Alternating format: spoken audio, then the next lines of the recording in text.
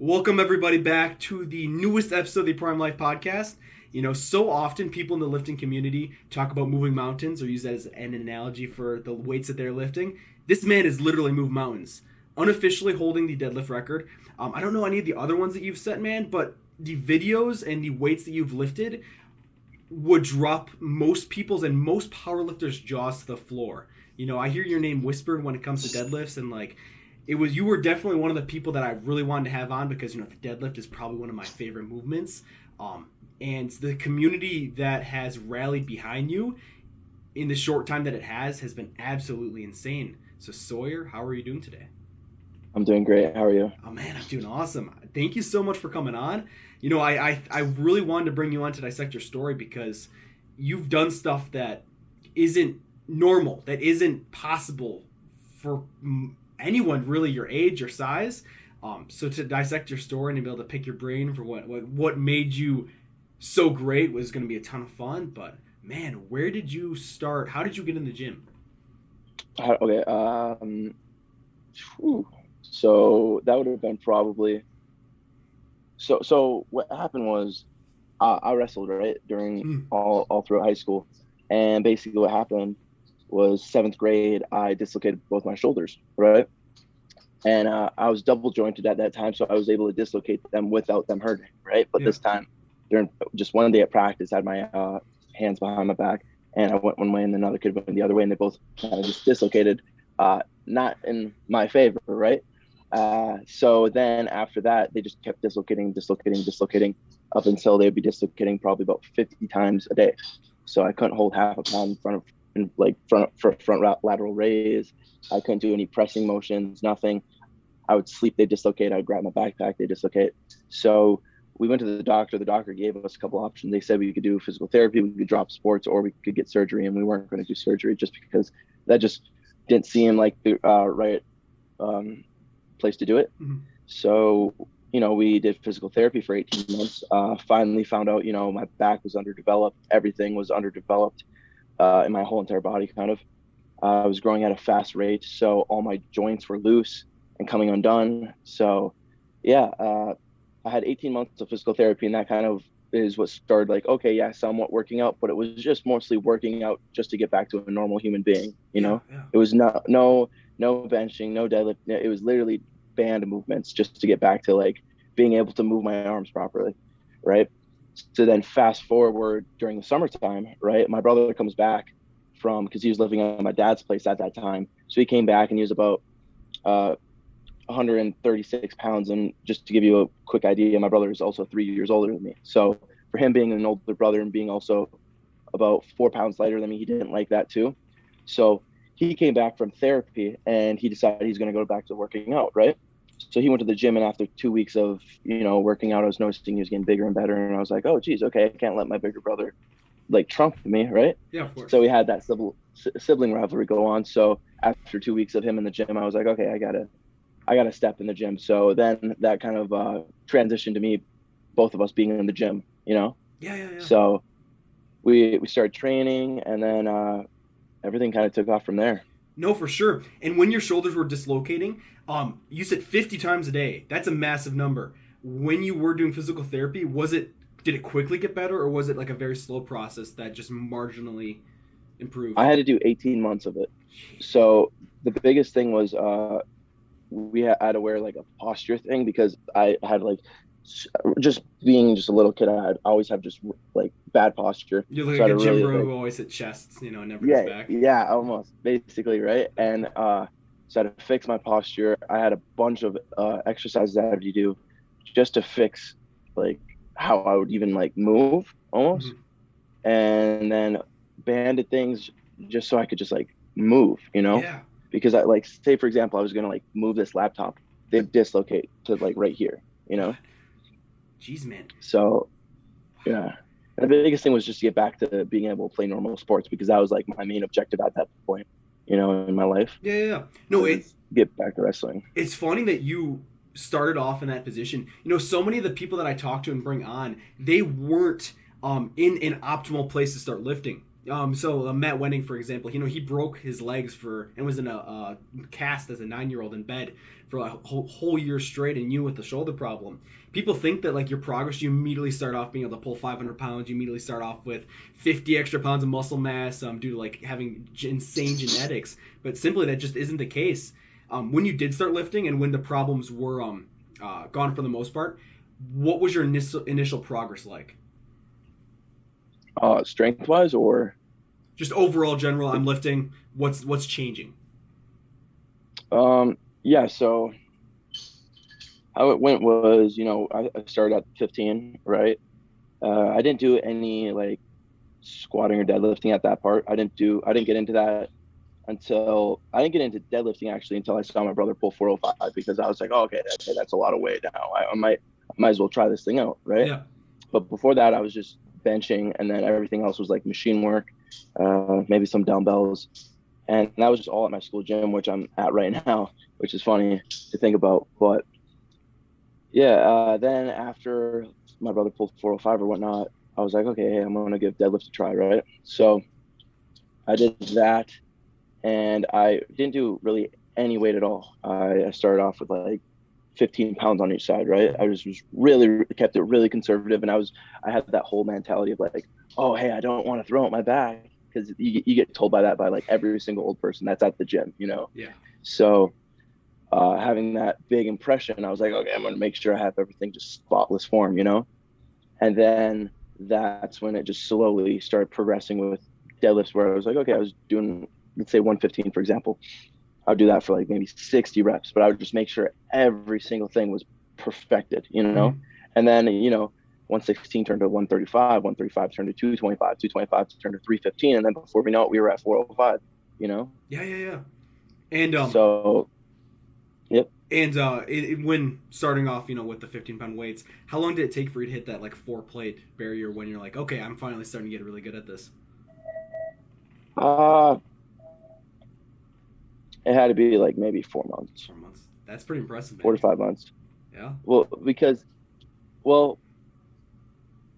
So this is what happened though during this time. So first year of training, right? I went from 145 about 140 to about a little under 160, right? Mm-hmm. Or no, a little under 170. Okay. I'm going from ninth grade I'm in ninth grade, right? And at that time, that is when like puberty's hitting, and I'm growing at a really, really fast pace. Right now, I'm growing about 2 inches, and my bones aren't keeping up right now, and I have to wrestle at 170, right? And I'm getting up to like 180 in the morning. Jeez. Just because my body's growing, right? So we did this huge cut, and what ended up happening was I went from being like a 180 in the morning to a 166 in about 2.5 weeks. And that was because I was getting ready for sections, bombed out on sections just because I wasn't eating enough. And then I came back to the gym because when wrestling season was happening at that time, I wasn't working out. So that was about a 4-month period. I wasn't working out too much unless it was like weekends. So when I came back in the gym, all my lifts failed. Before wrestling season, I had a 215 bench. And then I come back and I couldn't even hit 175, Yeah. So then after that, I had this kind of like an eating disorder at that point, because I was almost like prepping for a bodybuilding show where I just didn't reverse diet properly. So then I went from 166 to 195 or 205. And how long? I went about a month and a half. Oh my gosh, man, that's a ton of weight to put on. Mm-hmm. And then that's when everything kind of just like all the numbers skyrocketed, because I was training at that time, and I had a 405 deadlift at that time. Before I'm pretty sure before I went back down to 166 pounds, but my squat was dog. My bench went down, right? But then as soon as I went from 166 to 195, I deadlifted like 475, and then my squat was like at 315 or so, around that. And then I think I benched 260. Okay. And that would have been around 16 or 17 or 16. It would have been. Yeah. And in the short period of time that you put on all this muscle, you put on all this strength, where was your head kind of at? Like with training, and how it sort of had already affected your life, and, you know, just kind of starting to notice, like, okay, I'm better than most people. Where was your brain when you kind of started seeing that? I didn't notice that I was stronger than the average individual until I probably pulled 675. Shit, really? So, yeah, because I like, you know, you have that whole social media thing where like, oh, everybody's already stronger than everybody, you know. Yeah. So you don't really like have a full idea of how strong you are, especially in that age group, because like nobody really puts their Instagram ages in their bio or whatnot. Mm-hmm. So, you know, I'm just seeing all these people hit heavier weights, not knowing that they're about 3 to 4 years older than me, and I didn't really care. I didn't think like that mattered really, and that was the same thing I had during wrestling season. Like if I got beat by a senior, I didn't really care that they were a senior. It was like I still wanted to be better than them. Exactly. You know? Yeah. So I had that same thing in the gym. So if I saw like, let's say a 20-year-old deadlifting 405 for 20 reps or whatnot, I'd been like, oh geez, okay, I'm not as strong as that yet, you know. But then up until after I pulled 675, I was like, oh, okay, you know, start looking at USAPL, you know, start looking at powerlifting federations, looking, oh, hey, you know what? This is actually like a lot of weight. Wait, this is actually better than the state record. Oh, this is only a couple pounds underneath the sections record, the nation record or whatever. And then I was just like, oh, okay. And then also after that 675, there was just a big controversy about like, oh, whether I was natural or not and all this other stuff. So I was like, okay, the best way to perform, like, okay, hey, I'm willing to do a drug test and all this stuff. About 4 weeks or 5 weeks after my 675, I was like, okay, found a meet, entered in it, you know, won the meet, did really, really well. But it's just kind of like, oh, I was strong, you know, and also kind of want to show that I was natural, and just kind of that's kind of how it ended up. No, for sure, man. Were you surrounded by a lot of people who started using PEDs, or is that kind of just like an industry that you didn't really know about or really care about? Yeah, no, I'm in a small town. Nobody, like, if people think creatine's a PED here, you know? Yeah, same here. You know, the strongest person in my high school, I think, benched 315 and they weighed 300 pounds. So it was very, very small lifting community. Yeah. So the kids that were strong in your area would be like the kids that are weighing, you know, 4 times the amount of weight that they're pressing. Exactly. Yeah, no, it's nothing impressive at all. No, and you said, oh, sorry, go ahead. Huh? No, you go. Your first meet. I remember you got something. It was under 700 pounds. I remember. It was a 275 bench, if I'm not off. Yeah. My first meet, I like 275 bench, and then it was like a 476 squat or something. And then what ended up happening was for my deadlift, right? We did 606 for our opener, and I was supposed to do 636. And you know, going into a meet, you only have about like a minute to write down your new numbers, right? Yeah. So I went up to the thing and I forgot what my number I was supposed to hit. So I was looking at the kgs, and I wasn't even familiar with kgs at that point. So I like look at them, and I only found like 2 numbers that were relatively similar. I'm like, okay, picked it, and then I guess it was 0.5 kgs off or something, and instead of being 636, it was like 656. That's big jump. Yeah. Big jump. Yeah, and I just didn't get it. I was too fried. It was too big of a jump, and it's just like I broke it off the ground, and that was about it. Yeah. You know, so I was supposed to do 636 for that meet, and it just didn't happen because I accidentally did it for my second attempt, 656. And then you can't. Yeah. And did you can't go meet? down, but yeah. Oh, I figured you would. After that, the 600 worked. You know, literally it's one of those numbers where, like, when you compare yourself to, you know, the other 1%ers in the industry, 600 is not that much. 600, you know, it's a basic number when it comes to the other powerlifting freaks. But looking at it compared to like the average lifter or even the average powerlifter, and especially at the age group and weight class you're at, it's a big number, man. Huge number. Yeah. So it was definitely a learning curve. Better learning kgs. No, literally. Got better at it. They actually when I did mine, I gave them some wrong calculation. I don't know. It was in an increment that they couldn't use. So they called me up to the platform. Then they got pissed because I gave them the wrong number, and so they changed it. And then I finally came up, and that was kind of my, you know, okay, we should probably be a little bit better at this. You know, it's changing the conversions. When you did, so you competed your first meet, obviously did extremely well at it. What was next for you? What did you know you had to do? At that point, it was just kind of like, okay, let's see, that was during like January that I had that meet. So that would have been going into 11th grade, pretty sure. Let's see. I'm trying to make sure I have everything correct, because they can get sometimes foggy. No, for sure. All mashed in together. So either I went and then did my whole entire football season after that, and I was just focused. Like once sports kind of happened, I was really focused on sports at that time, because I would have been 11th grade, but I would be training in the morning. So after my meet, August time, we would have had football camp, and then going into whatever football starting the season, I would have it where, we'd train in the morning. So I had two friends, my friend Brandon and Dale, and then my other friend Bruce. We'd wake up at 4 in the morning, get to the gym by 5, train from 5 to about 8:15, and then whenever school started, we'd have school from 8:30 to 3:15, and then we'd have practice from 3:15 to 6:30 or whatever. Yeah.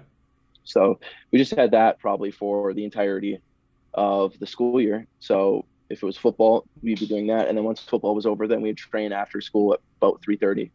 But we were just kind of working out and just having school. It was just like a daily life thing. Nothing else was happening. We would wake up, eat, bring our food to school, go to school, and then after school, the only thing we'd look forward to is being at the gym. Yeah. We didn't really have anything outside of that. I think that was good. I agree. Staying very focused and keeping it as simple as possible without kind of maybe making your goals too big to the point where it kind of takes away from the process. Keeping enjoying the work that you're doing when you're doing it, not looking too far ahead.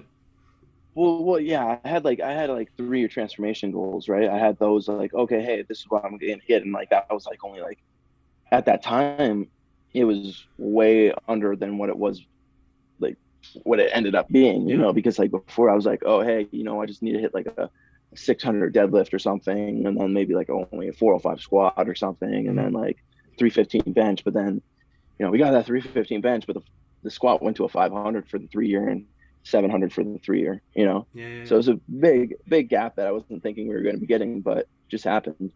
What do you think sets you apart from the average lifter? What allows you to lift the massive amounts of weights that you're lifting that other people can only imagine? It's a big question. Yeah. I don't know. I don't know if there's too much different, I just, because it's so weird for me when I can hear people that just can't deadlift 405, Yeah. When I hear people that they've never deadlifted for 405, and it's just weird to me, or people who haven't squatted 500, and it's just oh, which is weird, so everything's been it's been in my favor, I guess. It's worked really, really well, and I just don't know, I think I'm very, very focused with it. I'm not going out and partying, damaging my bodies, obviously, and I think that's a big factor that comes into play, especially being a teenager where everybody else is doing that, So yeah, it's I don't know, I think I'm okay, I'm just very focused, Focus. And yes, yeah, there's probably just a genetic anomaly maybe about me, but I just like to think I just do the same things every single day, Groundhog's Day, I don't think it's that hard to get to where I was at, but I guess it is, considering what other people do. Yeah. But it's just, I don't know, it's just normal now, I have now new goals for what I want to get to, but we're not slowing down. We're not hitting any plateaus. It's just rolling. Hell yeah, man. I love that. Yeah, I honestly agree with you in that sense too. I mean, there probably is genetics, a very slight role, as it always does when it comes to myonuclei or length of limbs. But focus, we see so many people partying around us, especially you and me. I think we're a year apart or a few months apart in age. But the partying and the drugs, dude, people think that they can kind of balance the lifting lifestyle and then, the partying on the side too. It's honestly one or the other to a level. You can have a little bit of both, but if you're trying to be great, you can't have the other stuff in there as well too. I think that's even the biggest thing is you can if you're unnatural, you can dabble in that a little bit better because your body's it's recovering at a faster rate than an actual natural person. But if you're natural, you have to be really smart with what you're doing throughout your day, and for me, working out was my entire life, all throughout high school or whatnot. I focused everything around the gym. I would have it where my work schedule would be centered around my meals, and I remember working, I worked at a retail store, and I would have just Pop-Tarts or any kind of food, and I'd throw them in my pocket because we weren't allowed to eat, during work. So I would just go to the bathroom and just like try to shove down like 4 Pop-Tarts, which would be like 2,000 calories, but just so I could have like a decent training schedule, like decent training day, like maybe 4 hours after I was done working, Mm-hmm. So it was just like the only thing I was really focused on throughout that entire time was, okay, let's eat during this time. We're going to train at this time and then repeat, get enough sleep. Yeah. And when you did post that 700 deadlift transformation video, picked up a lot of steam on the internet. I remember, so when I saw that video, I never had heard of your name before. One of my buddies reposted it on his Instagram story, and that is what changed my motivation when going to the gym. And I had at least 2 buddies who then that video made them want to start deadlifting heavy and start deadlifting and pushing for bigger weights as well too. When you did post that video, went viral. I would say it's very viral in the fitness industry. What changed immediately for you? Because I know that at that point it allowed it your reach became significantly farther when it came to who can I work out with, supplements, the brands that are willing to work with me. So when did that all kind of start? Like, how did it start to change? Yeah. So it was it's kind of funny. It was kind of like a snowball effect. Mm-hmm. So let's see. So it's slow. It wasn't just one video that like boom, a bunch of views. It was slowly built up. So I uploaded my 635 deadlift, and then I had a deadlift transformation that I uploaded, which was 335, I think, to 675, and then that got a lot of attention. And then I uploaded either the 700 video and then the 3-year transformation, or vice versa. I'm not sure which one it was, but after like all those big 4 or 5 videos got a lot of traction, we got so many other people commenting about it. We had Vegan Gains made a video about me, and then we had Greg Doucette made a video about me. And then at that point, I was getting a lot of sponsorships, like offers by companies that were just kind of smaller, that I just didn't kind of look towards. Yeah. I just wasn't focused on them. And then, we had obviously, I signed with My Protein at that time. And then that was actually very, very nice for me, because that allowed me to quit my my job when I was working at the retail store, so I could be more focused on, training. So as soon as I got like a little salary or whatnot, I was like, okay, I'm out, Yeah. I got everything. All I have to do is now worry about paying for my groceries, and we'll be good. So I did that for about a full year. Then, we went to the Arnold, trained with everybody at the Arnold, and came back, and then COVID happened, Mm-hmm. And then that had to do a huge thing where I had to figure out, okay, what am I going to do at this point? Because, gyms are closed. I couldn't find weights, and I have to have a lot of weights for me, Yeah. It's a little difficult. So also being in just a super, super small town, it was even a little bit more difficult. But luckily I had a couple friends who had, little amounts of weight here, little amounts of weight here. And we kind of all just grabbed each other and put it all in a garage, and we trained there for about, up until a year, Yeah. And that's probably what sparked the most, because it was just like, I'm just training in a garage in the summertime or throughout the entire time. And I didn't have anything else, I wasn't in a school anymore.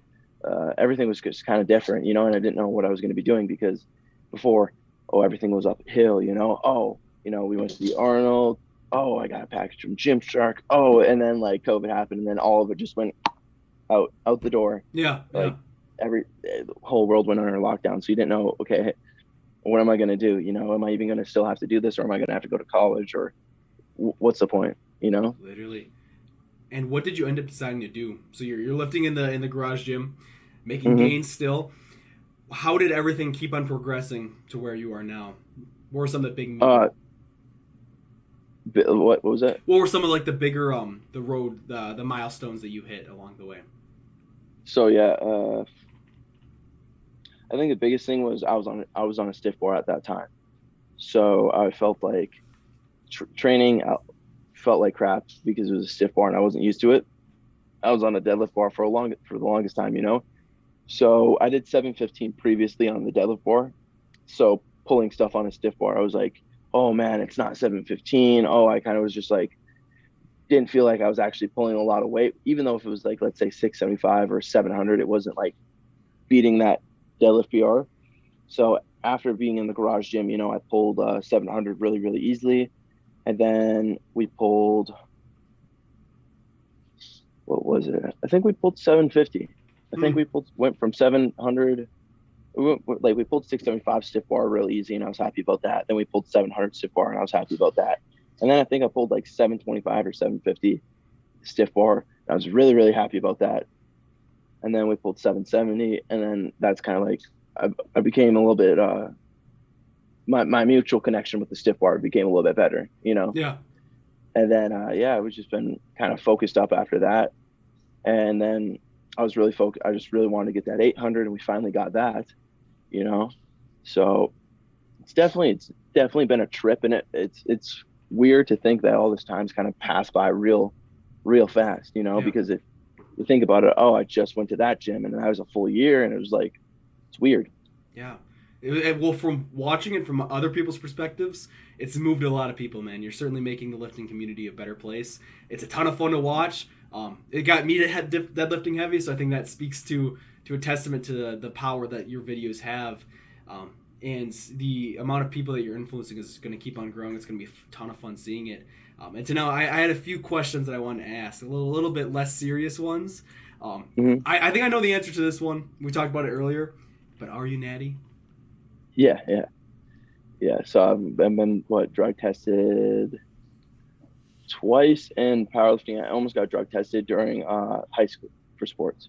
It was funny because we were at sections, and I was with my coach Tony, who was my wrestling coach at the time, and one of the kids over from another team, you know, had to like come over and like had to tap him and be like, hey, he's on stuff. And my coach Tony, he watched all my stuff during, you know, training or whatnot. I kept them filled in throughout the entire season, so he got to see like, oh hey, he went from like a 145-pound small kid to now about a 200-pound larger individual. So he was like, he thought it was pretty funny that, and we took it as a compliment, you know. Yeah. And I'm sure I'll still get it just because people are like, oh hey, like, how can you be like super strong and very, very vascular? And it's like, I'm not really vascular, you know, I'm just not fat. Literally, you know, it's just like, I'm just like, I'll look watery, but unless I have like some nice white downlighting, I'm looking very fluffy, you know. It's one of the things that people just don't really understand about social media. Lighting, dude, I have photos from a year to lifting with the perfect lighting, the perfect pump, the perfect angle, and it makes me look bigger than I am now 6 years into like starting the gym. Like, don't you hate those? Oh, it's terrible. I mean, I look at those and I cringe so hard. You know, it certainly puts things in perspective, social media versus reality and stuff like that. Yeah. What I found out was when I like started seeing that was about after like 18 months of training. I was like, okay, if I start taking more photos like that, I'm not going to have any good progress photos for my 3-year, you know, because I'm like, I'll look like only maybe a centimeter like bigger. So I started like just taking photos that just looked way more realistic to what I actually looked like, you know, where you just set up a phone, you know, natural lighting, and just like mostly just videos of like how you'd move. So you'd have like, you could show off every single weak point and every single big like good point. And then, you know, I'll get those notifications like, oh, hey, this video is 2 years old or whatnot. And then I see it finally on my phone. I'm like, oh, geez, you know, we definitely packed on some size. Yeah. And is it? Oh, sorry, go ahead. Okay, yeah. So with that, you know, so many, I don't know about you, but for me, there's a ton of body dysmorphia when it came to starting off in the gym, seeing where people were at, and then comparing myself to them. Did you have any of that when you became more endowed in the fitness industry and start seeing and watching the more elite players? I had it for a little bit up until I figured out he was probably 6 months of like that. Yeah. And then I kind of took a deeper dive into what it was, and I was like, okay, let's look at their muscle belly insertions. Let's look at their bones. Okay, how are their bones? Because people don't really look at, like, I have really wide wrists. My hips are super wide, you know, everything about my bone structure is just big. Mm-hmm. So if you put the same amount of muscle mass on a guy who has a similar bone structure to a woman, fine boned and whatnot, they're going to look ultra bigger compared to me, because just all the muscles going to be able to wrap around it more, Yep. So I was just like, okay, this person looks really, really good on camera, but I'm 100% sure they're not going to look good in person, And then you're going to find those people that do look good in person. And those are the people like you have to commend and not everything, because like they kind of live up to what they look like in photos. Yeah. But I didn't really have too much body dysmorphia. It was more so strength dysmorphia, like where if I felt super, super weak and stuff, I just was like, I'm like, oh man. And I would have some of these times where I just like not eat, but I would be it'd be like this very, very toxic cycle in which, you're sad that you are weak, so you don't eat, but then you're mad that you're not eating because you're getting like not strong enough, Mm-hmm. So it's just like this weird toxic thing that every so happens, like will sometimes like pop up, but it lasts maybe a week, and then I get back on my high horse and just like, trot into town to grab the groceries. Literally. Yeah. I love that. Yeah. On days where the strength isn't there, how do you kind of progress after that? Let's say bad night of sleep, or just kind of, you pick up the barbell and it feels heavier than normal. Where's your mindset at, and how do you kind of adjust for that in your training? So it can go either two ways. So say, let's just go into the example of, okay, hey, we had deadlifts and deadlifts performed like absolute crap. Okay, I'll make sure on all my accessories, all my pump work or everything, that I just squeeze every single ounce of just like whatever I can get. So let's say I had a really, really bad strength day. I'll just make sure, okay, I'm going to make sure I have like the best pump of my life. Right. Mm-hmm. But that's not just like going for the pump. I'm going heavy when I'm getting a pump. Some people like with my accessory movements, like let's say we have a 8x12 on biceps, right? We're keeping the weight heavy as possible for as many reps as those we have to hit. So 12. We're not going light. That was a big misconception I had when I was younger that made me not gain as much progress. I'd be like, okay, hey, let's just do some curls for like 30 reps and then we'd be done. Yeah. Versus now I have like 6 sets of 12 reps with biceps, and they're heavy throughout the entire motion. So I'll look at it in that section, but then after, let's say I get home, I'll take a deep dive of what did I do either that day or throughout that week that could have potentially taxed me for that day. So let's look at water regimen, let's look at food, let's look at sleep, let's look at what I did even throughout the entire day. Maybe I was out working out in the sun a little bit more and my body's just fried from the sun, draining me, or maybe I was carrying this, or maybe I was doing that. And I just look at all these other factors that could play into not having the best training. Mm-hmm. I maybe overshot on Monday, so then when it came to Wednesday, it just wasn't there. So I just keep everything in a kind of like a mathematical situation of, okay, why wouldn't this work? Yeah. And then as soon as I find these factors, then okay, say it was my crappy sleep. Okay, I just have to fix it. And I give it 2 weeks. A lot of people are super impatient and they think like, oh, hey, I'll fix this sleep schedule in 2 days and my lift should be going up. It's like, no. And I'll have that same thing with like food. If I miss like my food schedule, right? Let's say I go off of my meal program for 2 weeks, right? I won't feel it for 2 weeks. I'll be getting more cut and I'll be strong, for 2 weeks, but my bones will start hurting. I don't have like all that kind of like fat around my joints. And then after the 2 weeks, let's say I'm trying to eat my more food. That's when it sucks the most, because even though I'm eating, let's say 6,500 calories a day, those 2 weeks my body's still reacted to that 2 weeks of not having any food. You know what I'm saying? Yeah. So that 2 weeks of me eating food, it's a brain fuck, because you're thinking, oh, hey, I'm eating all this food, I should be recovering, but your 2 weeks of not eating any food, your body knows. Mm-hmm. So it's like, it actually takes 4 to 5 weeks just to get back to normal. Yeah, sort of an accommodation phase where your body has to kind of cue and work through whatever training change or diet change you made. I love that though. Mm-hmm. I see it with so many lifters my age. Just so many people are so impatient when it comes to lifting. Oh, I've been sleeping right for a week, I'm not getting any stronger. I've been eating right for a week, I'm not losing any weight. It's very much people have to realize it's a long-term thing, and not very much the opposite of a short-term game. You can make short-term changes and affect stuff in your life, but it won't, or probably won't have massive benefits or reward you immediately. Yeah, well, the best way I've made it to, because all this stuff is okay. If you want it, you might as well make it as easy to livable as possible. You know, that you enjoy. So I've made it where it's almost like Groundhog's Day every single day. So for the most part, I'm basically a mono eater, which is like a person who eats the same foods every single day, and that's helped actually a lot with everything because I don't have to worry about, oh, this is what I have to buy, like, oh, hey, does this fit this? Does this fit this? Calories, macros, whatever. It's like, okay, all I had to do was take a full day to figure out how many calories I needed, this many carbs, this many protein, blah, blah, blah. And then figure out what kind of foods I have to eat. And then I just eat that every single day until I get absolutely sick of it where I can't eat it anymore. And then I'll switch it up, Yeah, yeah.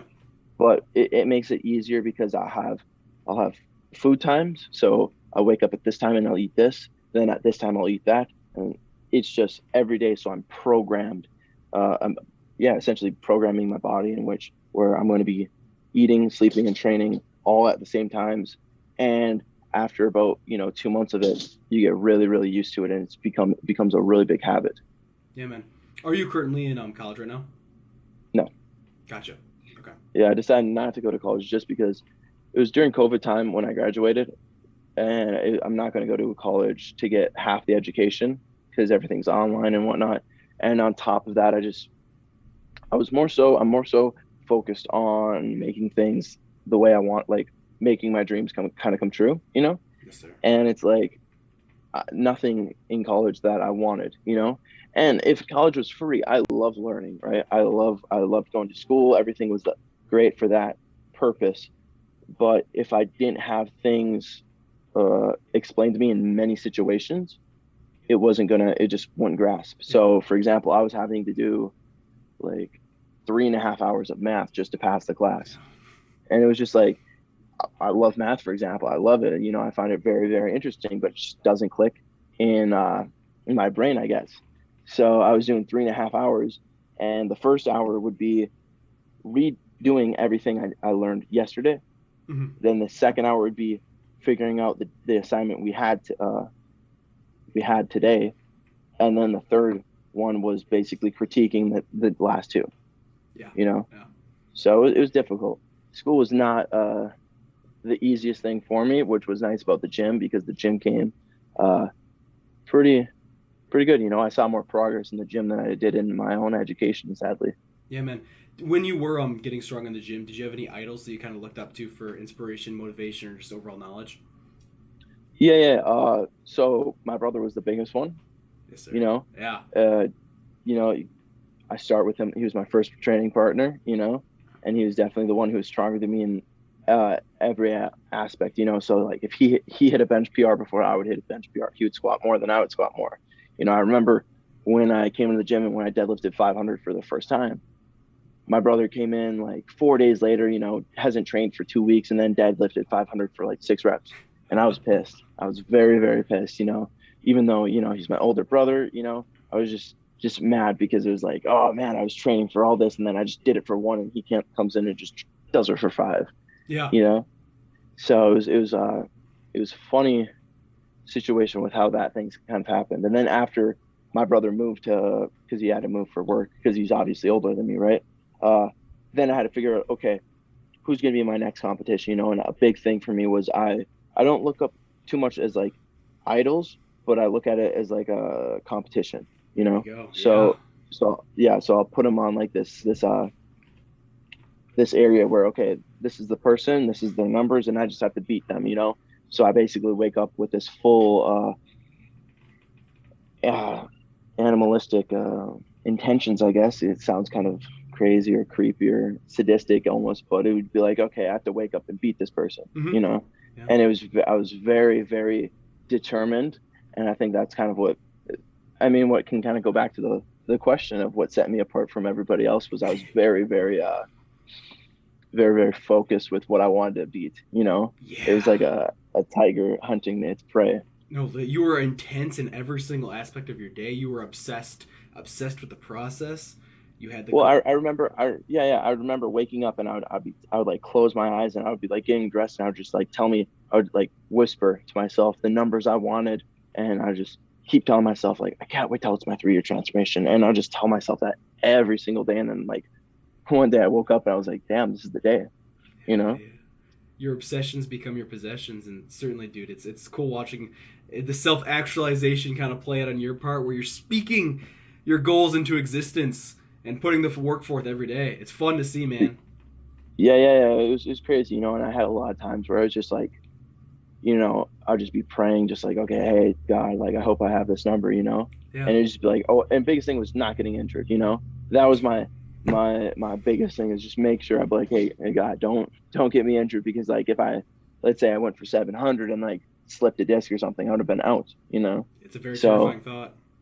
Yeah. So being able to, you know, train for, 5 years now and no injuries. You know, we've had small hiccups, but there's been no, like, actual injuries, you know? Yeah. So it's been, I'm super thankful for that. I love that, man. And I had a little bit of a less serious question to ask you in this department, but as a teenager, you know, girls are certainly on the mind when it comes to lifting, getting big, getting strength. Was that something that you experienced, where it was like, I'm going to lift for women, or was it very much internal? No, because in my town, it's women don't really care for muscles. Okay. Yeah. Yep. So it just happens to be where, like, I don't know, we're in this age where a lot of chicks are very insecure. Social media has played a huge part on that.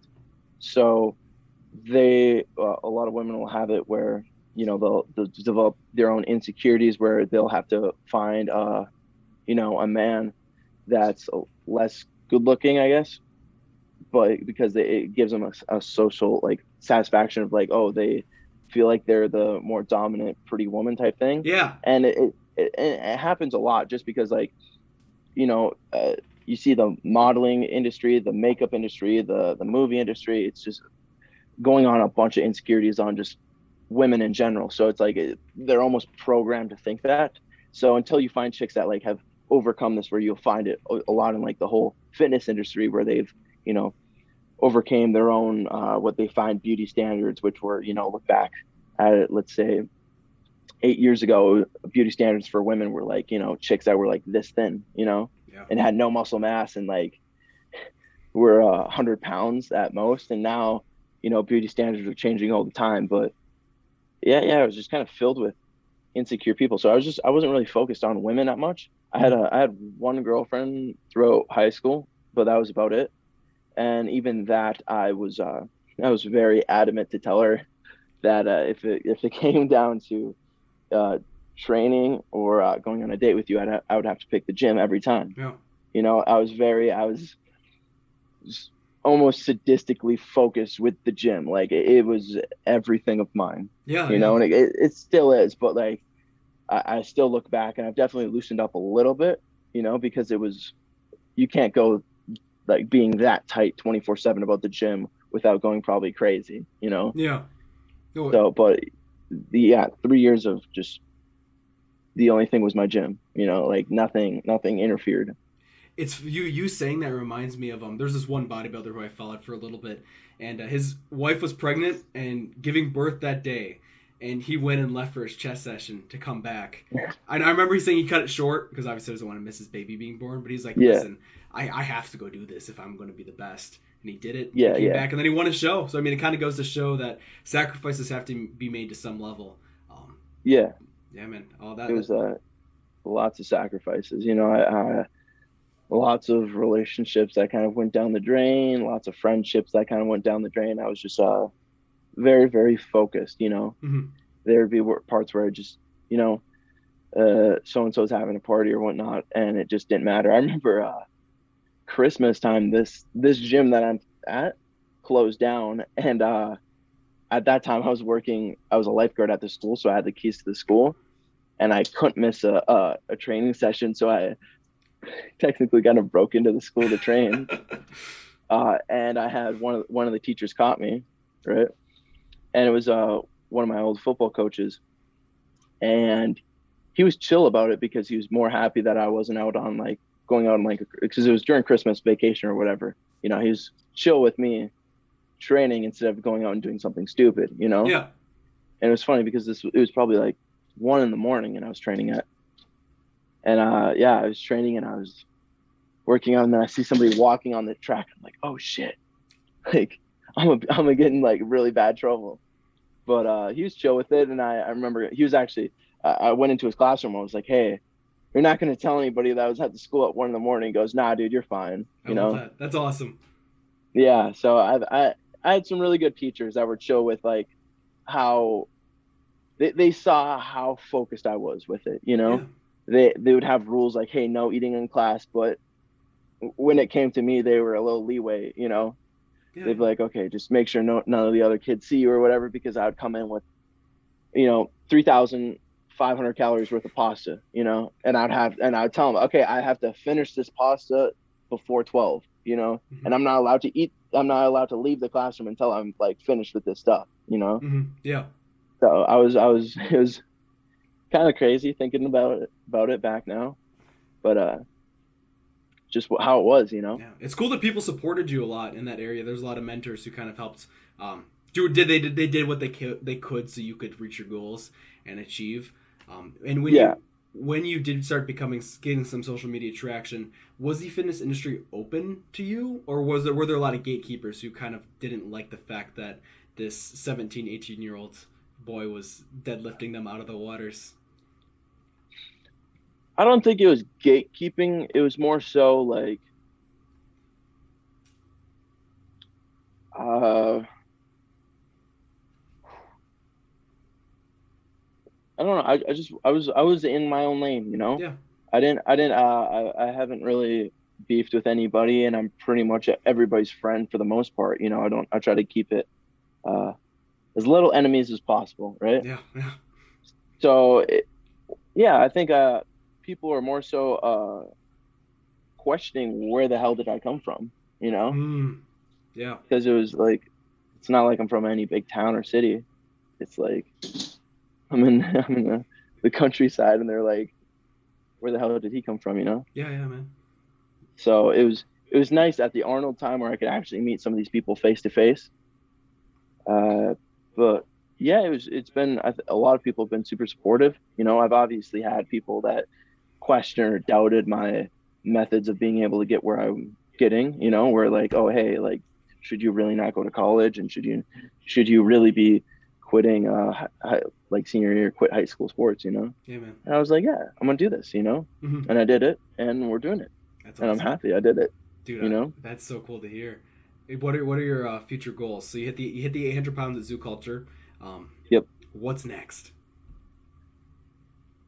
So we obviously have a 6-year transformation goal. So we want, 855 deadlift, 675 squat, and then 405 bench. That'd be for the 6-year transformation, which I think will get, or even get more closer if everything works out properly, no injuries, hopefully.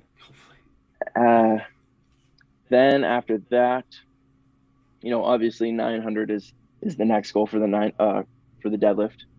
That'd be very, very nice, which I would hope to get in about another year to 2 years. Because if we think about it, last year we hit about 700.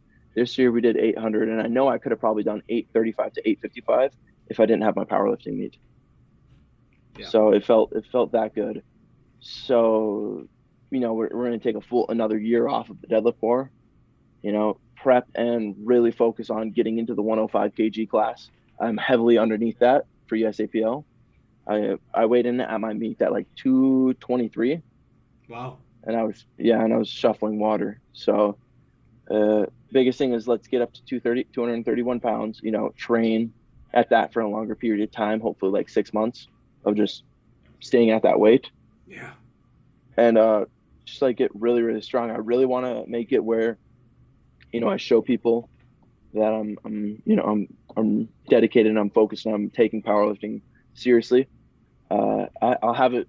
Powerlifting is one of these things where it's kind of a split thing, where some of them accept me and some of them don't, because some of them just don't like the idea that, okay, the whole bodybuilding kind of persona I kind of that perceives on Instagram. Yeah. Wearing gym stringers, showing off the muscles, all that stuff is very powerlifting like. and on top of, having a well-rounded physique. Not saying I have the most impressive physique, but it's enough compared to the powerlifting community. If you can pull 800 pounds, you have a lot of muscle on you, to say the least. Yeah. And then on top of it, it's I don't really focus too much in the powerlifting sports aspect. Even when I played football or I wrestled, I didn't pay attention to the sports. It's one of those things where I just don't like it, where I just don't like to have that in my mind. I'm so focused on my own selfish. It's a little selfishly to think about, but it's like, it has to be done. Yeah. Where if I have to watch this person or if I have to think about that, it's going to affect on, okay, if I spend an hour watching this person, that's an hour of me not eating, or an hour of me not, training, or an hour of me not doing something that can benefit me getting stronger or whatever, Yeah. So I just, unless it's my friends, I obviously have some friends that powerlift and I keep up to date with them, but for the most, I don't keep up to date with the whole rules and regulations, or this person broke this, unless I personally know them, or I'm up to date. My friend Weasel to keep up to date with, and just like a couple of just other people. But for the whole entire, I know some people who are just like, powerlifting is their entire life, and they look at everything like people watch like Sunday Night Football, Yeah. No, so it's like, I just like to have it where I keep everything as simple as possible. Yeah. We have food as simple as possible, training as simple as possible, and life as simple as possible. Hopefully, hell yeah, that's man. the end goal. I love that, dude. It's such a you break it down to the point where anyone could apply the principles that you're applying to your life to theirs, and they could reap the benefits. Versus, this crazy technique that someone might do. Oh, you have to eat this at this time, sleep exactly this much. Oh, it's bullshit, man. I hate it. Yeah. Yeah. I think the biggest thing was schools like that too. Where they overcomplicate things, and that's just not how I learn.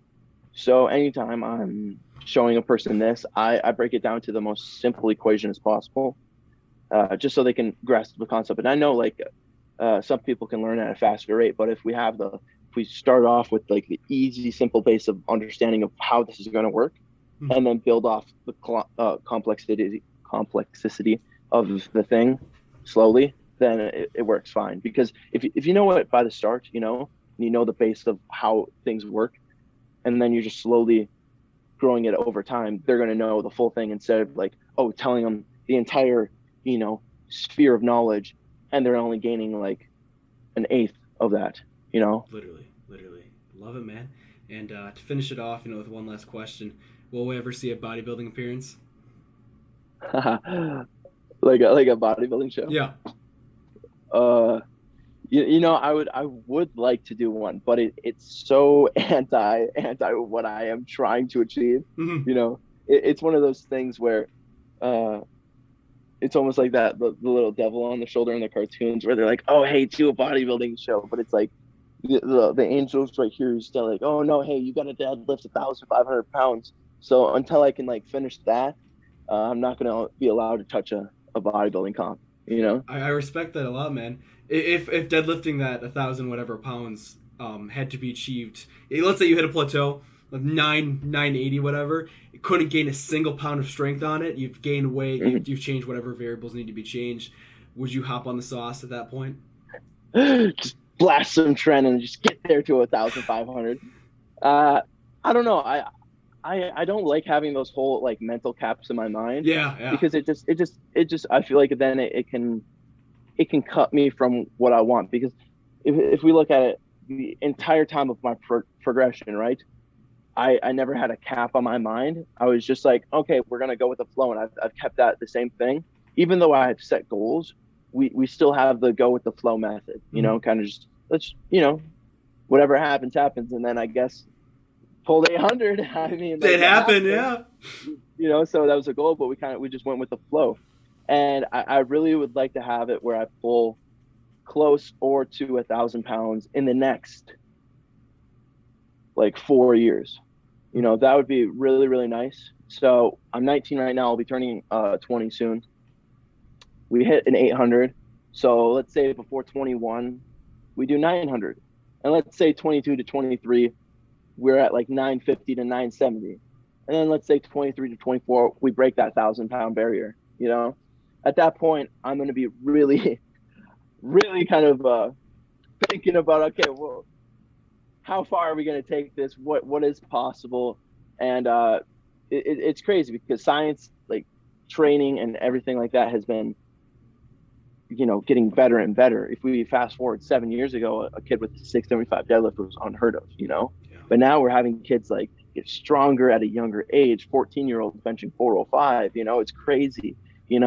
And even though I think it's possible where somebody will come around and be stronger than me in the next, let's say, 10 years or 20 years or whatnot.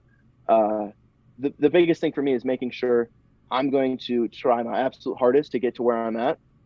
And say I pull 1,500 pounds, right? But because of all this stuff that I've worked on and all this stuff that I've produced out on YouTube and whatnot, I inspired some kid in some small town, right?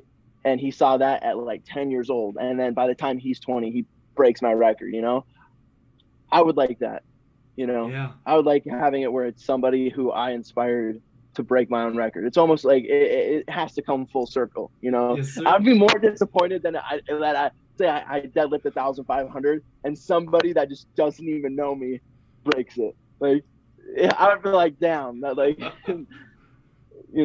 but I don't know. I like to have it where if somebody is going to take the crown, for example, right? I'm gonna give them a big fight though. Yeah. I plan to be the best, and I want to be the best, and I'm very focused and determined to be the best. So, well, man, if they want it, they can come get it. You have the whole YouTube space cheering for you. I'm certainly in your camp, man. It's been a blast watching you get better. It's gonna continue to be a blast watching you blow these numbers that are impossible to even imagine out of the water. You got me deadlifting. You got probably thousands of other people in the gym hitting heavy weights.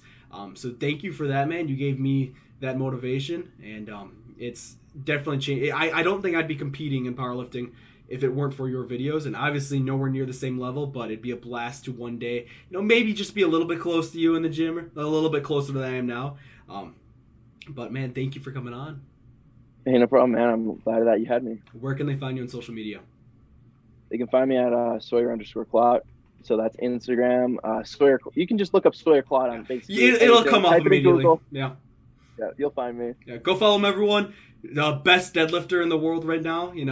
Some people might try and fight that, but they know deep down that the title comes down to you. So go follow. At the end of the day, we got to have that title printed on paper. Mm-hmm. Right now it's just in the air. But we're going for that printed on paper, plaque that says Sawyer Klatt's the best deadlifter in the world. When we see the Forbes article about you, then it'll be sealed in paper, and people remember in history. Yeah. They'll be like, oh yeah, I saw this kid at like 15, deadlifting only 365 or whatever. Yeah. Oh, I love that, man. Dude, thank you for coming on. I think we'll end it right there.